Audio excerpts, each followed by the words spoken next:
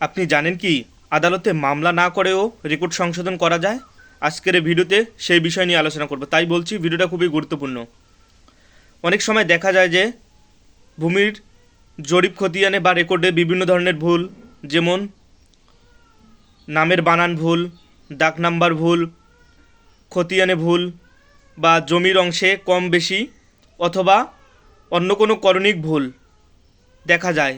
এ ধরনের ছোটোখাটো ভুলে দেওয়ানি আদালতে অর্থাৎ ল্যান্ড সার্ভে ট্রাইব্যুনালে মামলা দায়ের না করেও ভূমি ও জরিপ রেকর্ড সংক্রান্ত কর্তৃপক্ষের নিকট আবেদন করে প্রশাসনিকভাবে রেকর্ড সংশোধন করা যায়।